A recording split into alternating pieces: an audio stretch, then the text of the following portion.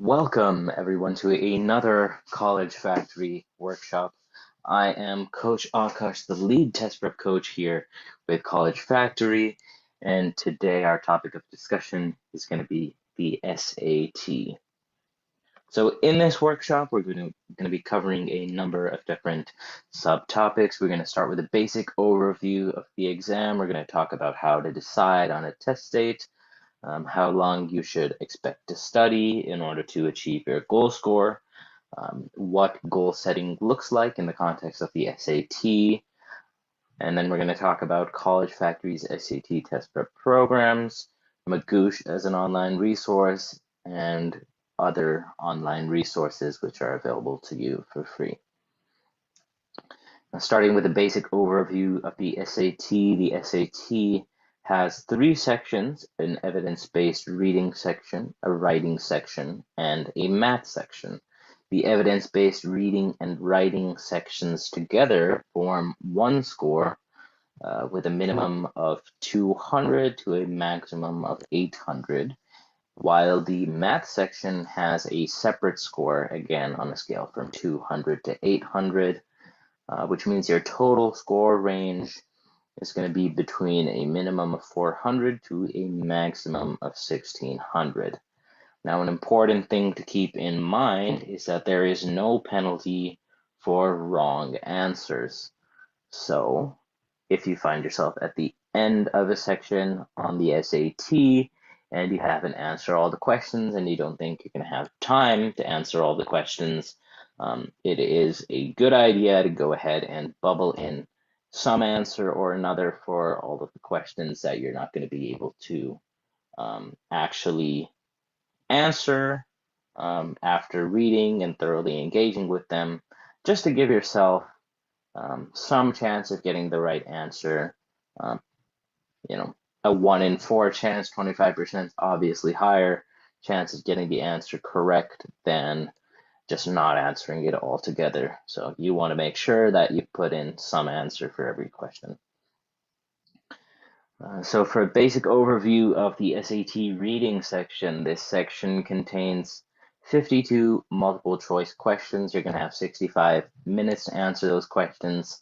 And all of these questions are going to be based on passages. So there will be 4 independent passages or standalone passages.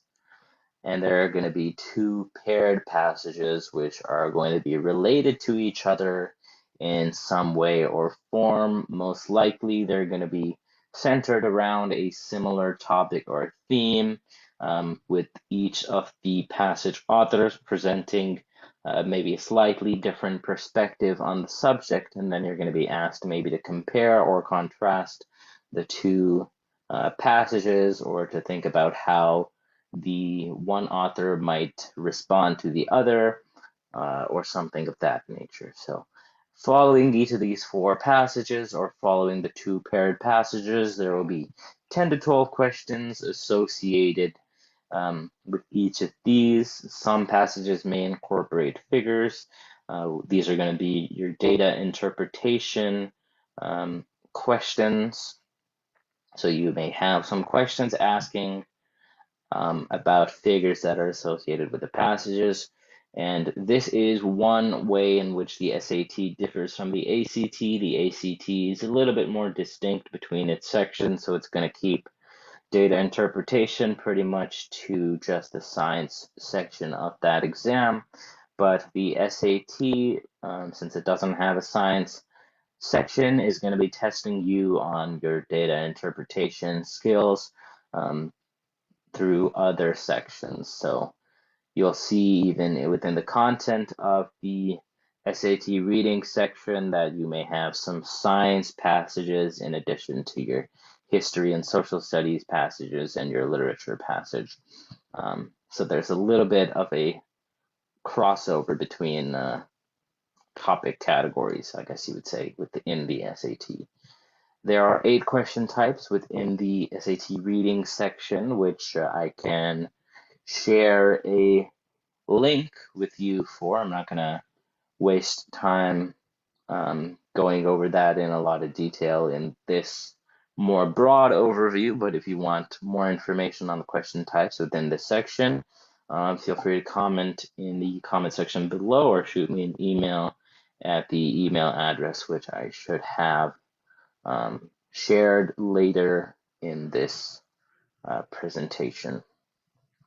So the SAT writing section is 35 minutes long and consists of 44 multiple choice questions with answer options A through D. There will be 4 passages with 11 questions corresponding to each passage. There are 4 passage types. Again, I'm not going to go over those in detail in this section, but feel free to request the link in comments below or to my email. All of these passages are going to be nonfiction, explanatory, argumentative, and again, as with the reading section, you may have some passages incorporating figures and asking you data interpretation questions, which are going to ask you to make sense of, well, both make sense of a figure that is incorporated as well as possibly try to fix something wrong with an interpretation of a figure or the way it's presented or something like that. Now the questions will reference various parts of the passages. You're going to see a passage and it'll have a little section of a sentence or maybe even an entire sentence underlined or marked in some form. And then the question is going to ask you how that sentence should be fixed or how that phrase should be fixed, if at all. Sometimes the sentence or phrase is best the way it was originally, and in that situation, you need to know that there's nothing wrong with it and that you don't need to change anything. So that's always an option, or it's an option in some of the questions. Going over the main skill areas, there are 4 main skill areas within the writing section. Your command of evidence questions, which are going to cover, well, your command of evidence. Do you understand the passage in a big picture sense? Questions in this type might ask you to include the reason for making a change to a sentence. So like, do you understand the passage? And based on the passage, what is some evidence for why you might make a particular change to a phrase or sentence? You also have words in context questions, which are a little bit more detail oriented. They point to a particular word and you might need to replace the word with one that makes more sense or works better within the context. Of course, again, there could always be the option that the original word was the best word, in which case you might have to select no change as an answer. The third skill area, expression of ideas, is going to be centered around how ideas are expressed. So rearranging the order of sentences or deleting a sentence to improve the flow or strength of an argument. Again, these are big picture questions which ask you to make revisions that would make the passage more impactful. So again, this is going to be centered on your understanding of the passage and on the argumentation of, or the argument that the author is making. Finally, the standard English convention skill area is going to be almost half of the total writing questions. These are your grammar and punctuation questions, your sentence structure, verb tense, subject verb agreement, pronoun use, all of that good stuff. So basically, do you understand basic English conventions in terms of grammar and punctuation? Finally, there is a data interpretation skill area, but this is generally pretty low yield, 2 to 4%, where there is a figure associated with the passage, and you need to basically see if there is something wrong with the way that the figure is described, or you might want to revise an incorrect representation of the data, or even add a sentence based on the data to strengthen an argument. Sometimes a figure might be included within the passage, but then isn't really mentioned within the actual writing, and in that case, you might want to add a sentence to strengthen the argument. But again, this is a little bit different from the reading and not the reading, the ACT, in the sense that the ACT is less likely to include data interpretation questions outside of the science section, whereas the SAT is going to have data interpretation questions scattered through the writing and reading sections of the SAT. So the SAT math section is actually two different sections. One section is 25 minutes long with 15 multiple choice questions and 5 grid-in questions, which are not going to be multiple choice, and you would actually have to write in your answer. So this is a little bit more tricky. The second section is 55 minutes long with 30 multiple choice and 8 grid-in questions, including an extended thinking question. So some of the grid-in questions might be related to one another as sort of like a multi-step question. So the SAT has less focus on geometry, more focus on algebra, solving equations, and data interpretation. Three main question types are heart of algebra, passport to advanced math, and problem solving and data analysis. And those make up 90% of the questions. The remaining 10% is distributed between geometry, trigonometry, and problems with complex numbers. Just as a general overview of each of these main 3 question types, heart of algebra is going to involve your linear equations, inequalities, functions, and graphs. Passport to advanced math is going to involve nonlinear expressions, expressions in which a variable is raised to an exponent that's not 0 or 1. There could be quadratic equations, there could be exponential expressions, and you're also going to see word problems. Problem solving and data analysis is going to involve rates, ratios, percentages, and data from graphs and tables. If you want more detail on these sections or what a particular question from one of these sections might look like, again, I can link you to some information that is available online, and I can share that with you. So now we're going to talk about how to decide on a test date. So in deciding on a test date, there are 5 factors that you want to consider. The first question you should ask yourself is, when are your college application deadlines? You want to make sure that not only have you taken the test before your application is due, but you also need to have enough time to get the score back and to get it sent to the college. You also want to consider if you're applying for scholarships, which may ask for an SAT score. It's possible that you could take it a little bit later and still have it in for a college application deadline, but sometimes there are scholarships which are going to have deadlines much sooner, and so you may need to have the SAT taken much earlier in order to be able to submit those scholarship applications in time.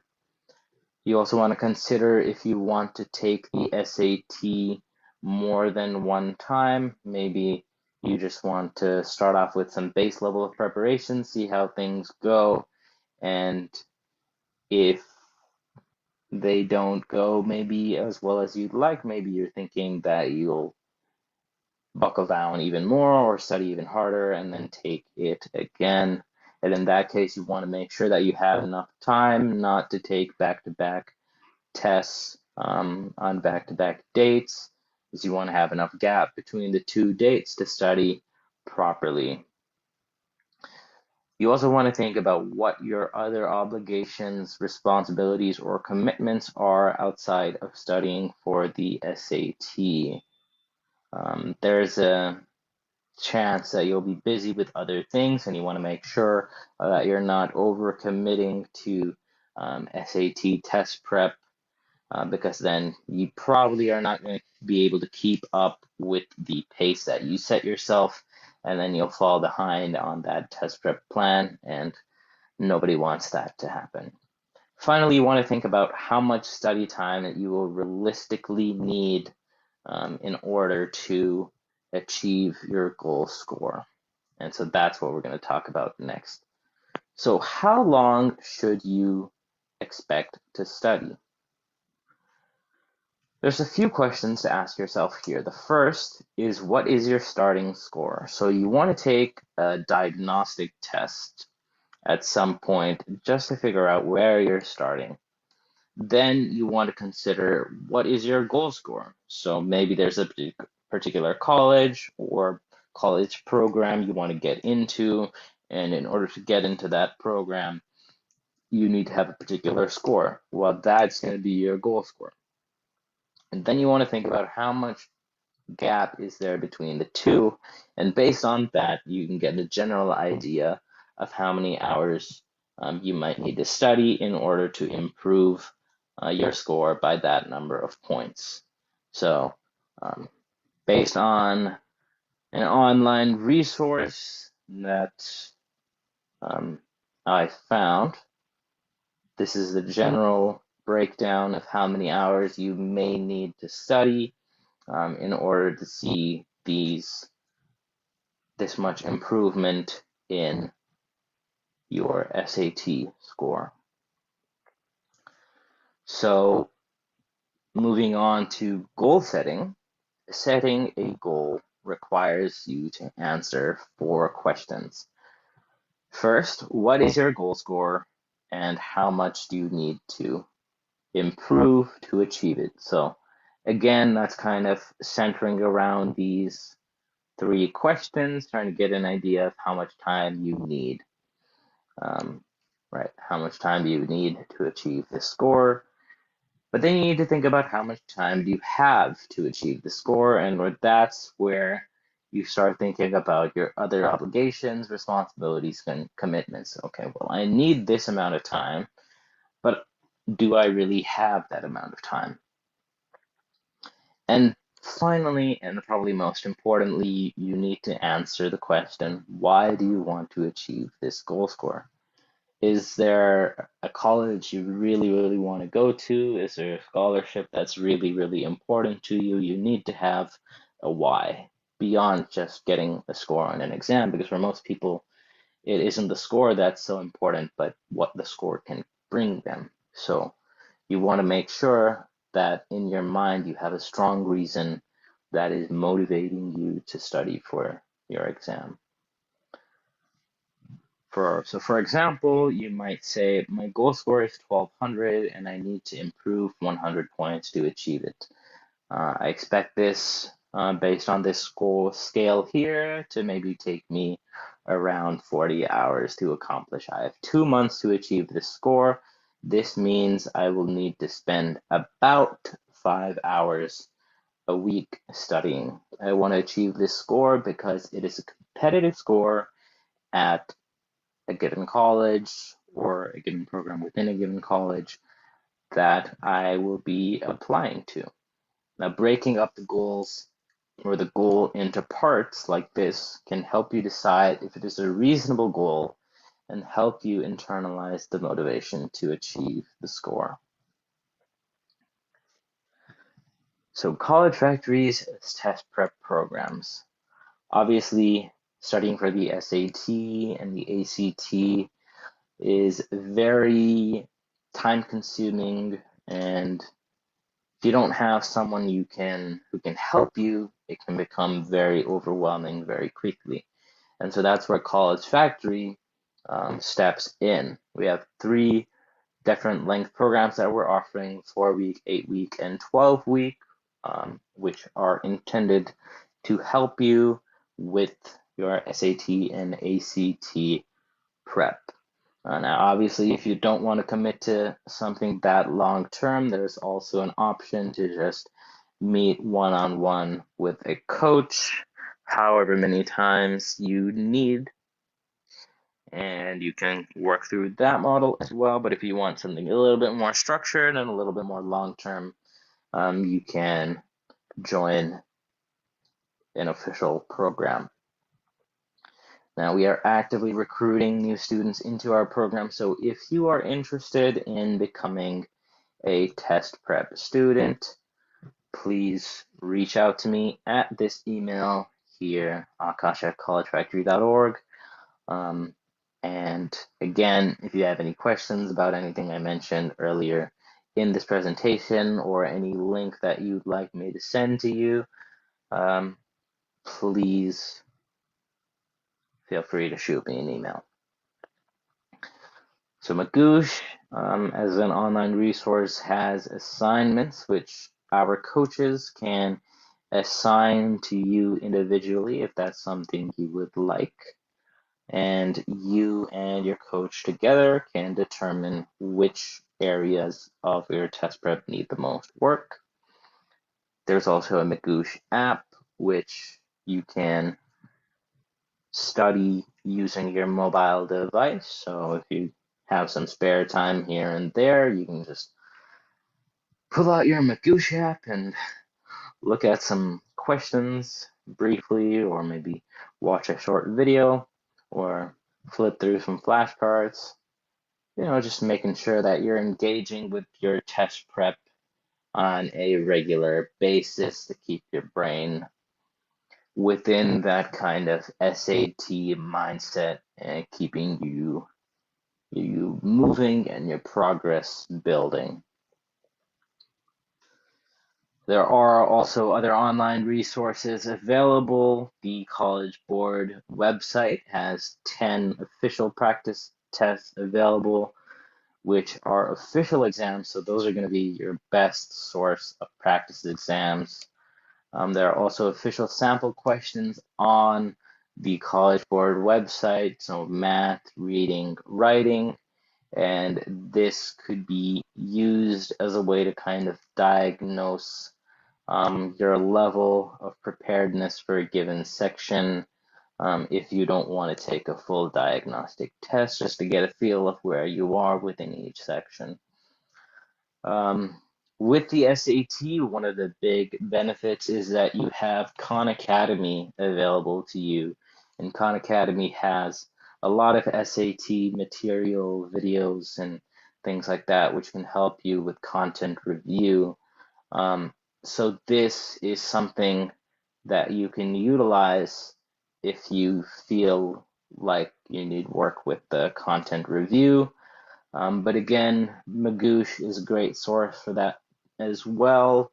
And it also helps your coach keep up with your progress as well without you having to update them. So I hope you found some value in this workshop. Again, if you have any questions for me, feel free to reach out to me at akash@collegefactory.org. But until then, I will see you all in the next video.